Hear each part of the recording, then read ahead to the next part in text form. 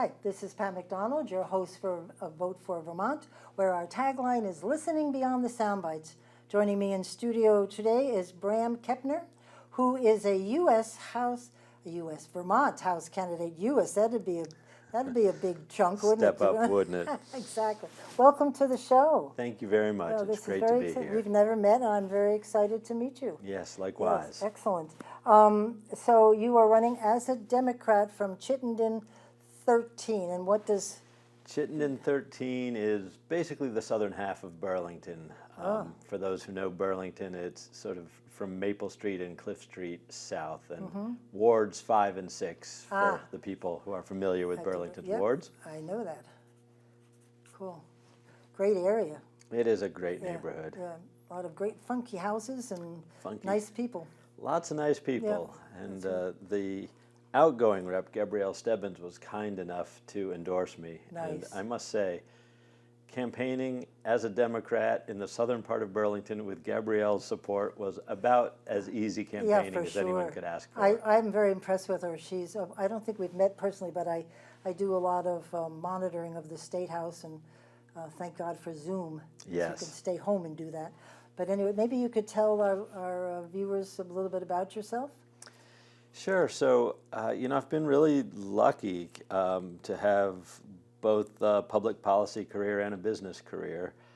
I spent 10 years at Ben & Jerry's, mostly doing international business development, international marketing. I co-managed our joint venture in Russia for a couple of years and had various lovely adventures. And subsequently spent 17 years at Danforth Pewter, including 13 years as CEO.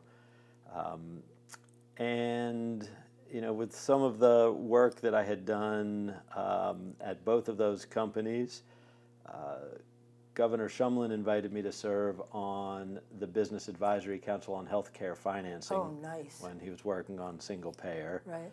And I also co-chaired the Medicaid and Exchange Advisory Board for 5 years. Oh. And because I seem to have a weakness for these impossibly complicated social problems. I think this is a little over my head. Went from that, and then President Pro Tem of the Senate, Tim Ash, invited me to join the Vermont Tax Structure Commission. Excellent. As the only non-tax expert. They wanted a business perspective. Right. So served as one of 3 members of that commission, and spent a couple of years really reviewing Vermont's tax system. The mandate from the legislature was to make recommendations to them to make Vermont's tax system simpler, fairer, and more sustainable. Sorry while I chuckle. Yes. Yeah. Yes. How did you do? Well, we went into it knowing the fate of many of these reports, that you do a lot of work and collect a lot of testimony and do a lot of analysis and come up with really solid, data-driven policy recommendations, and then your report goes on a shelf and it collects dust, and that is true. That's the end of that. And the legislature was also aware that that is often the fate of these things that they have commissioned. And, I probably said what they always say, which is this time's going to be different. Yeah, right, exactly.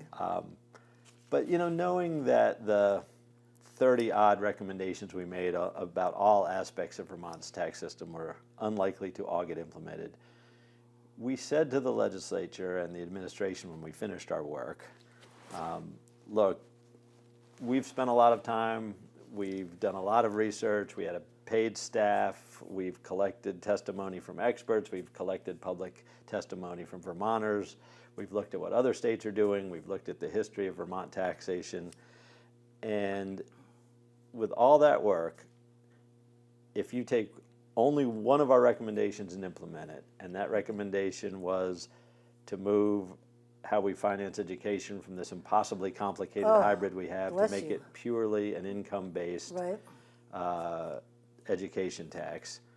I said, if that's all you do, it will have all been worth it.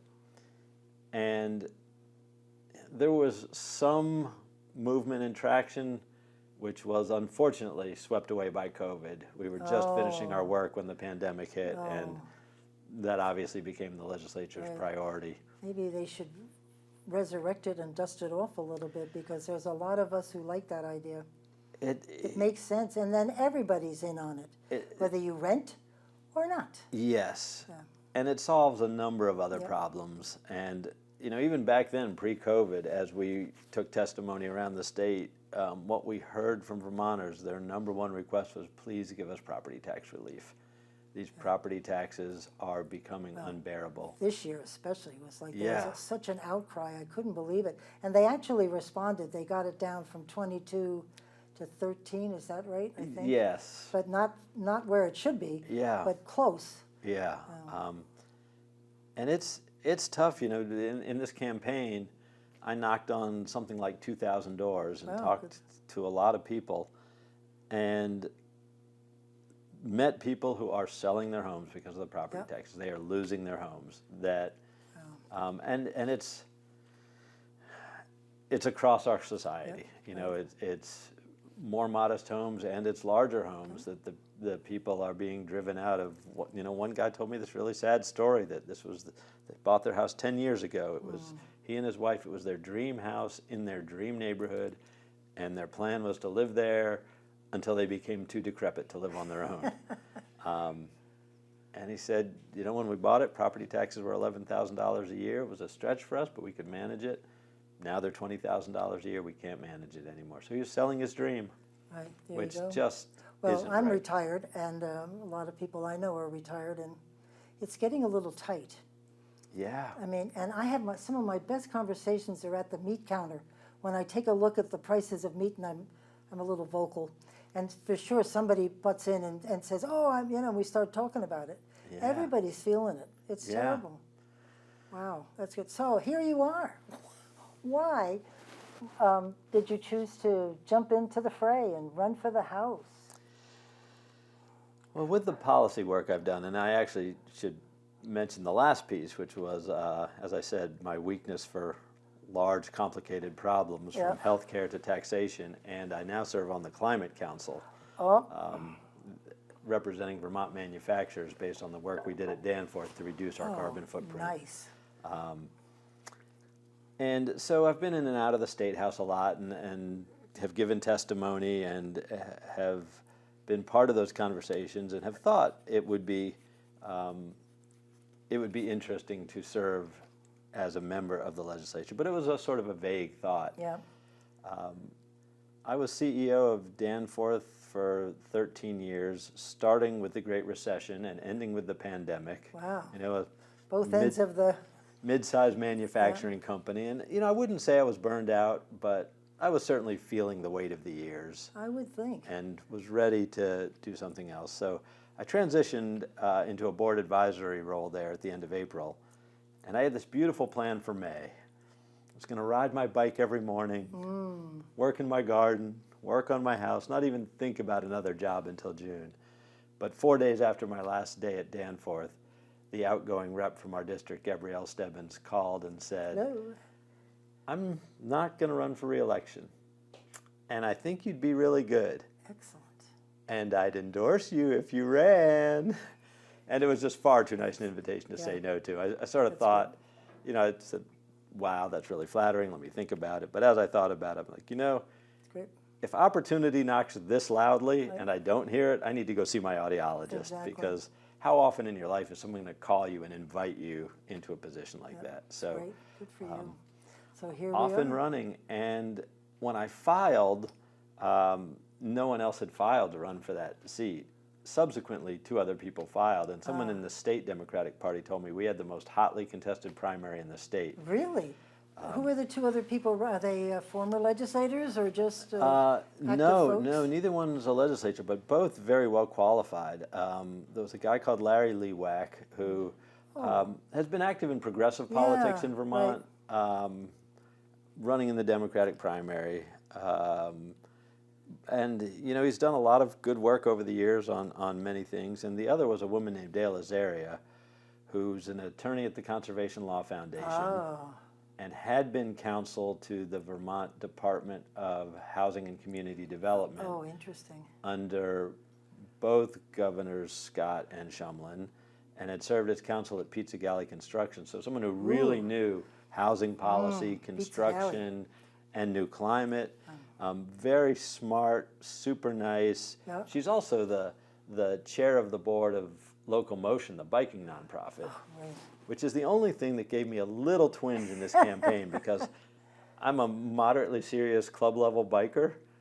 And I love Local Motion. Yeah, They do right, all this right. wonderful work and safety, and every now and then Dale and I would be at a candidates forum, and I'd look at her and think, I wonder if she has saved my life. The safety work that she has done may have prevented my getting run over There you go. someday. Oh, so it's a bicycle bike. Yes, yeah. You said bike, I thought I ride motorcycles. So Yes. I was thinking, No, these are human-powered oh, okay. No, that's more work. bikes. I like my motorcycle. Just sit and do that. Cool. But, Well, I wish you so luck. Must be. They were both, as I say, both strong Yeah, candidates and campaigned hard, and it was really close. And I think so. Dale Azaria and I were essentially tied. It could have gone either way. Yeah, I mean, I yeah. ended up winning by a small handful of votes.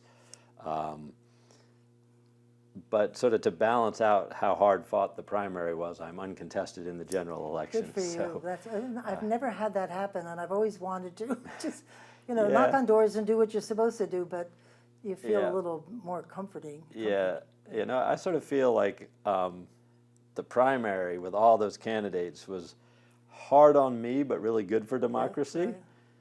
The general uncontested isn't great for democracy, but it's easier on me, so maybe they balance out. Maybe so. I just hope people show up. Go vote. I I think the suspect primary was not very low very. turnout. I really hate it when that small number of people make decisions Yeah. for us for a long time. That's not good. Yeah, 15% Yeah, turnout, which means someone who got 8% of the vote can win the election, Right, well, right? It's yeah. Yeah, bad for democracy. I'm right with you on the low turnout. I think November will have higher turnout. I hope so. think there's enough Well, excitement it's around also the presidential race. which is another story altogether. That's another whole show. Anyway, you we're just watching the time here. What are your top priorities when you're running? You're hearing from people.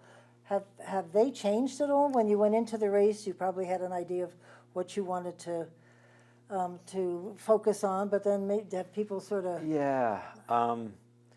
So, absolutely. What I heard, and as I said, I knocked on as many doors as I possibly could, right. and talked to as many people as I could. So the sort of combined issues of affordability in general, Right. as you said, people Right. are struggling, and it's Yeah. not just lower income people. People Right. are struggling up and down. Affordable housing as a particular subset of that, and connected to that, property taxes and education spending. It's all blended. And they're all connected. Sort of with affordability to housing, to property taxes, to education spending. And then you look at education spending and you see the fastest growing component of that is healthcare spending. Right. So now you have healthcare costs. And it's sort of like that with every issue people care about. They are all connected and they're all complicated. So there's that sort of set of problems. In Burlington in particular, public safety is sort of neck and neck, or a Right. very close number two with Yeah. the whole affordability and cost of living. And that again is mental illness and addiction and homelessness and crime, again, all connected to affordable housing as well. And of course, then we have our workforce that doesn't have enough people. That's another whole. And so you're dealing with those, and you can't find a job or hold on to one. It's very sad, Yeah. the whole thing.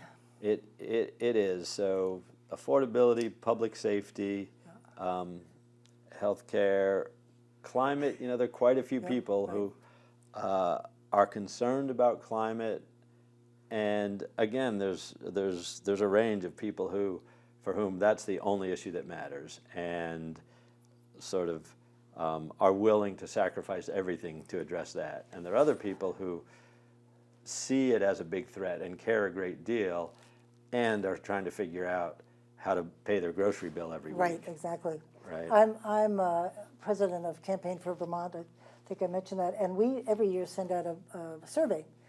about what the priorities are, what people are thinking. And this year, for the very first time ever, crime was in the top 5, and it blew our minds that they're afraid. Yeah.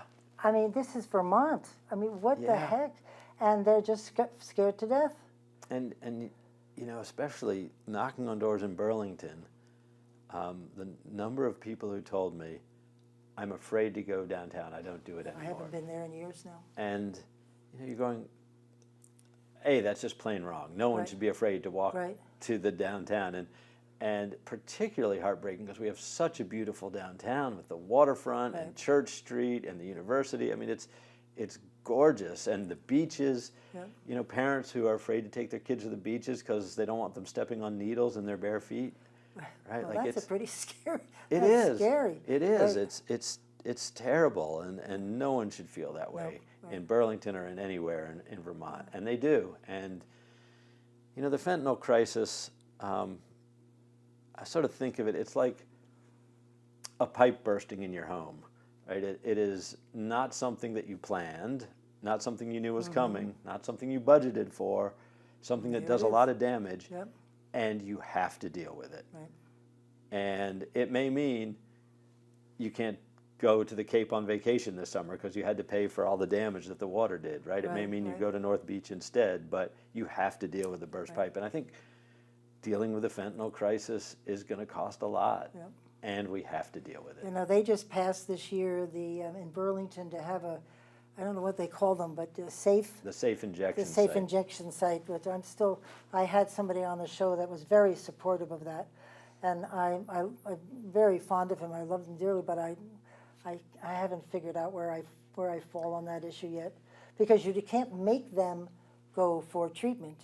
You're really there to No. make sure they don't die. That's the purpose. That is exactly it. I think if we need to be clear about what safe injection sites do, and you're exactly right. They do two things. They prevent people from dying, and they are looking at the data nationwide. They are very effective at that. Right. You know, if people are using at a safe injection site, they don't die of an overdose. The other thing they do is keep overdosing people out of the ER. So you do reduce some of the burden on the ER and free up some of those resources for people who have other reasons to be there. But you're absolutely right. It's marginally easier to get someone from a safe injection site into treatment than it is to get them from the street or an encampment into treatment. you can't make but them. just marginally, right. just barely.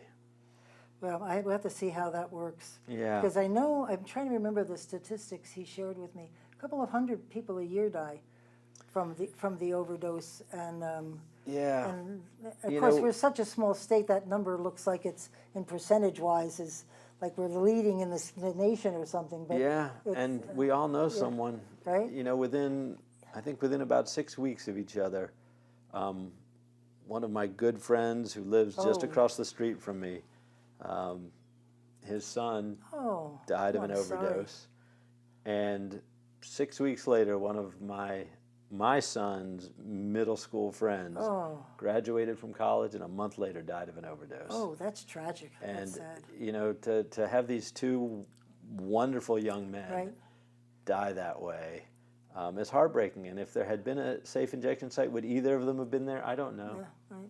But maybe. That's sad. Maybe, yeah. Yeah. It really is heartbreaking. And as I said, not something we can ignore. Right. You know, you were mentioning Greg, the environment and all the stuff we're trying to deal. They're using a new word now, resilience. And I like that better than crisis or whatever else they're talking about global warming. I like it sounds, it's a better word. It sounds important, but less panicked, less here. Because I look at Vermont and I say, if we did absolutely everything we were supposed to do, we wouldn't move that needle an inch because we're so tiny. Yeah. And I think resilience to me sounds like something we could afford, and be smart about what do you do to prevent the floods, and what do you do to prevent these people time and time again getting wiped out. Yeah. I mean, and I hope I don't know if you use that word, but I like it because I can talk about it with some support. Yeah. Global warming crisis, I don't get behind. Isn't that, it's probably silly, but it's true. It's all about the words. Yeah, and a lot of it is, and the Climate Council's mandate is both parts. Right. It's let's work on reducing our emissions, and let's work on reinforcing our communities and helping Right. them Thank adapt to the heavier rainfall Yep. and the more extreme weather we're going to get. And you know, it's tough in Vermont Yeah. because we have these gorgeous 250-year-old villages Right. that are all right next to rivers because Right. they started with a mill. And you know, we have these narrow erosion valleys, not these nice big wide glacial valleys, Right. right? These Right. narrow V-shaped Right. erosion valleys that are prone to flooding. And you know, some of these towns, I absolutely think there are engineering solutions. We can build Right. flood walls. And We can big- build. What do you call those tubes? The thing, they just should be bigger. But Yeah, the culverts. The culverts, thank you. I Yeah. couldn't even remember the culverts. We can build bigger Yep. culverts. We can build bridges that are less likely to catch trees getting swept Right, downstream, and, right. and those things, which the state has done a really nice job Yep. of. You know, you look at the number of bridges and roads that got wiped out in Irene versus the they- recent they rounds of fixed them. flooding. Yeah. A lot of the stuff that we built to be more flood proof stood up to. Yeah, and it was these floods. interesting to note the things that they did fix did hold up, as you just said. Yeah. And people were talking about that, look, we did this with this building, and look at it, it's It no worked. water, it works, so why Right. don't we just keep going? So we'll keep Yeah. doing that. At the same time, I would say, you know, Vermont represents something like 15 1,000ths of 1% of global emissions. So you're right.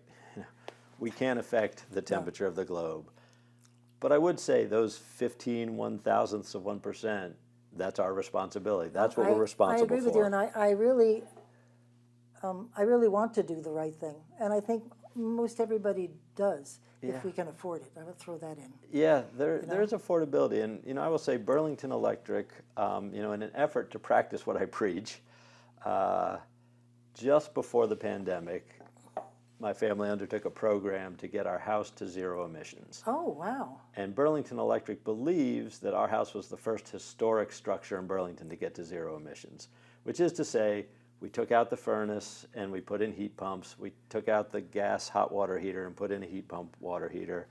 We took out the gas insert in the fireplace and put in an electric fireplace, which is the only thing my family's mad at me about, because Yeah, the smell of the gas. It's a different. Yeah, I mean, gas fireplaces, they're so nice. You hit the remote immediately, they're flames, Right, and it's right. really warm and it's nice. And electric fireplaces we're on like our 5th try to find one that Oh, produces, really? that looks nice and is at least warm enough so the dogs will go lie in front of it in the winter like they used to with Yeah. both the gas and the wood. But other than that sort of minor quibble, it's been great. And so, you know, we did that, and it was not cheap. You know, bet. it's and the support, the grants, and the subsidies for that kind of work are growing. You know, they were less 5 years ago than they are now, and we need to figure out a way to make it accessible and affordable for families who choose to go that route. Right, right. Yeah, we were looking at solar panels, and still looking. I do. Yeah. Because we have a perfect spot for it, with the wind and the hill, and it could be really almost, if those things can be attractive, it would not be unattractive where we would put it, and I don't think our neighbors would get mad at us. So we're thinking about it. Those are great, aren't they? Yeah. I mean, And I will say, my 93-year-old mother just, I think last week, flipped the switch on a community solar farm built in her field. oh, nice. And you know, it's producing power and below market rate for the Right, people who subscribe to it, and quite a bit below market rate for lower income people. And she lives in a southern part of the state that's Nice. pretty rural. And yeah, it was a fun Good project. for Mom. Yeah, That's she's great. awesome. Oh, that's great. I love it. And I'm sure the other thing, as you mentioned about the cost of living, I mean, I don't understand why the legislature, I don't know if you said you have an opportunity to testify or anything, they don't listen well. So if you get there, which I'm sure you will, you're going to have to learn how to make them listen. They're very smart people. Everybody I know up there is smart, and I don't understand why there's such a wall.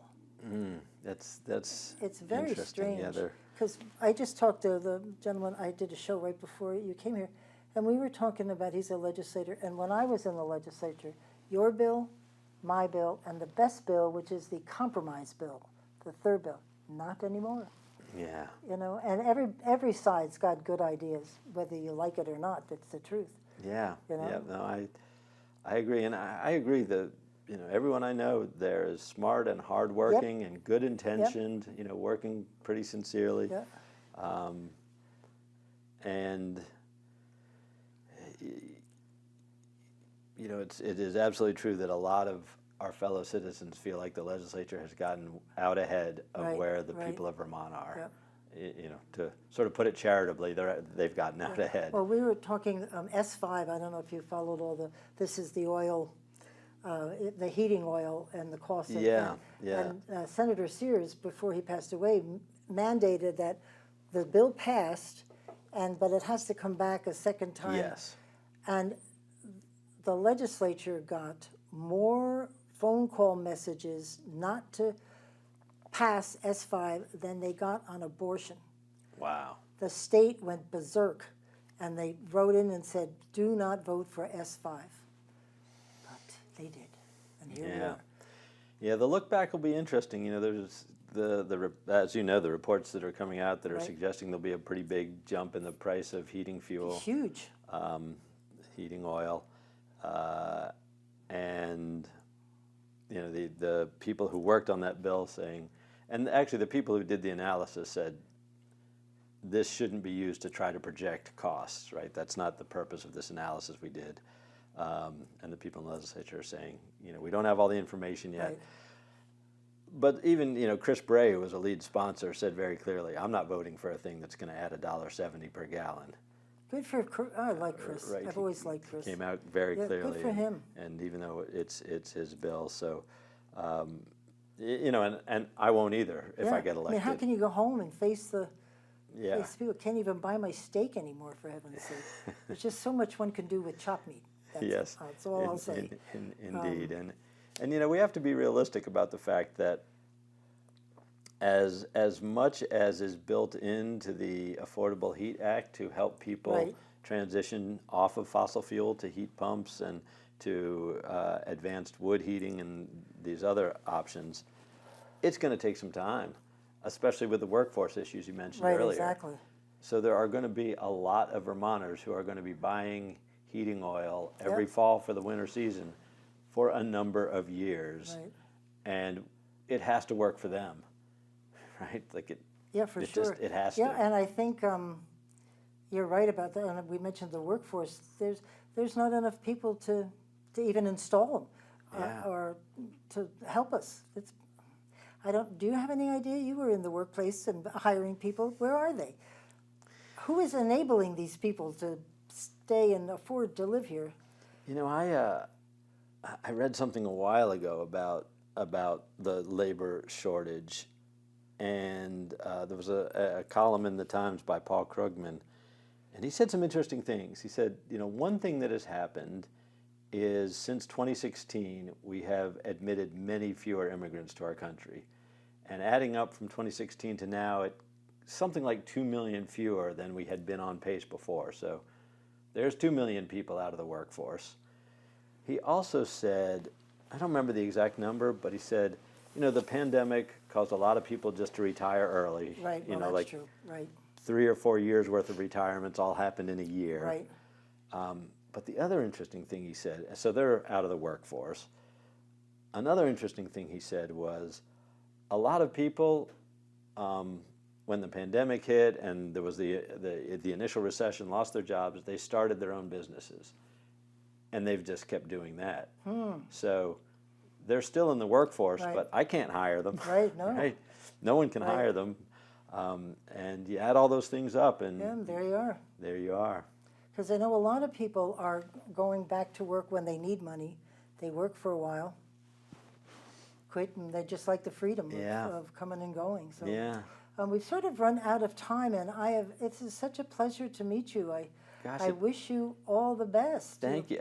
It feels like we just I started. know, exactly. How can we be out of time? Well, I'm having you come back because you've mentioned a lot of things I like to talk about, and I'd be delighted, and it's really been a pleasure. So thank you for the You too. invitation. Really Thanks nice for to meet tuning you. in. This is Pat McDonald, your host for Vote for Vermont, where our tagline is "Listening Beyond the Soundbites."